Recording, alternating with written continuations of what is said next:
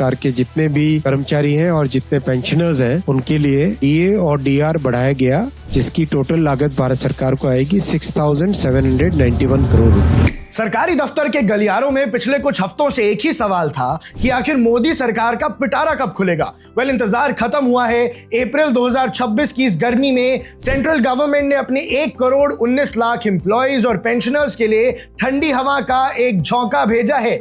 सबसे बड़ी खबर ये आ रही है दर्शकों कि अब डीए 60% के पार हो गया है। आज हम बात करेंगे उस फैसले की जिसने करोड़ों लोगों की चांदी कर दी है, और क्या ये 2% का खेल कितना मिलेगा एरियर्स, और क्या ये 8th पे कमीशन की बड़ी दस्तक है। चलिए पूरी कहानी समझते हैं। दर्शकों, ब्रेकडाउन ये है कि कैबिनेट ने डियरनेस अलाउंस यानी डीए में 2% की बढ़ोतरी की मंजूरी दे दी है। अब तक आपको 58% डीए मिल रहा था, जो अब बढ़कर हो गया है 60%। लेकिन यहां ध्यान देने वाली बात यह है कि इफेक्टिव डेट है 1 जनवरी 2026, यानी पिछले 3-4 महीनों का जो गैप है उसका एरियर भी आपकी जेब में पहुंच जाएगा। यानी खुशखबरी ये है कि अब से 2% और डीए मिलेगा, और पिछले 3-4 महीनों में जो 2% का डीए नहीं मिला उसका एरियर भी आपको मिल जाएगा। सवाल उतना है कि हर बार मार्च में होने वाला ऐलान इस बार अप्रैल तक क्यों खिंचा,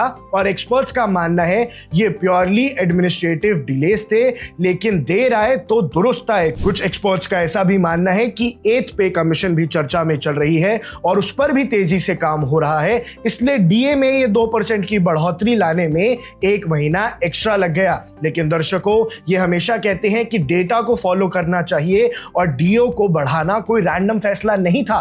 ये तय होता है AICPI-IW से, यानी all India consumer price index के नंबर से।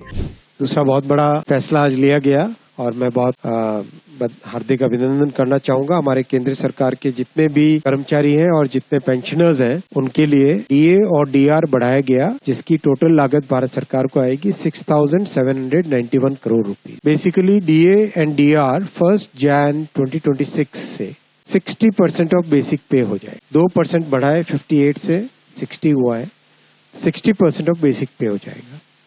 टोटल करीब 50 लाख एम्प्लॉयज हैं और 68 लाख पेंशनर्स हैं भारत सरकार।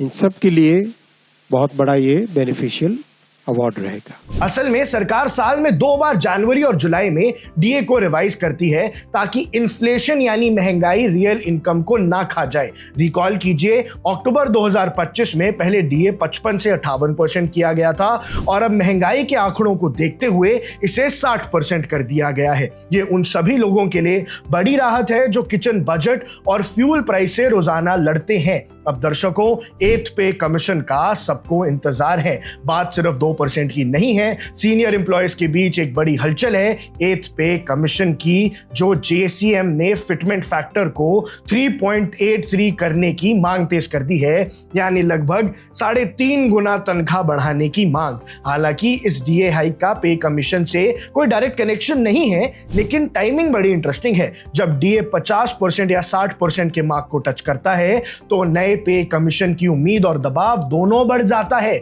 तो क्या ये 2% का हाइक उस बढ़ते बदलाव की पहली सीढ़ी है? ये वक्त बताएगा। लेकिन 8th पे कमीशन भी अनाउंस हो चुका है, आएगा जरूर, लेकिन उसकी डिटेल्स और उसकी डेट अभी आने वाले 1 साल के अंदर पता लगेंगी। समरी ये है कि लगभग 1.25 करोड़ लोग 2% का इजाफा पाने वाले हैं, और जनवरी से बनता हुआ एरियर भी उन्हें मिल जाएगा। अगर आप सेंट्रल एम्प्लॉय हैं या पेंशनर हैं तो अपनी सैलरी स्लिप चेक करने के लिए तैयार हो जाएं। महंगाई के इस दौर में ये 2% शायद छोटा लगे, लेकिन जब मंथली सैलरी और एरियर्स जुड़ते हैं तो आपको अच्छा खासा पैसा मिल जाएगा। गवर्नमेंट स्कीम्स और फाइनेंशियल अपडेट्स के लिए आप ऐसे ही वन इंडिया के साथ जुड़े रहिए। मैं हूं आकर्ष कौशिक, और जो भी आपकी राय है कमेंट सेक्शन में हमें बता दें।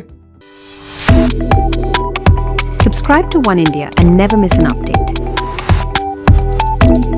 Download the One India app now.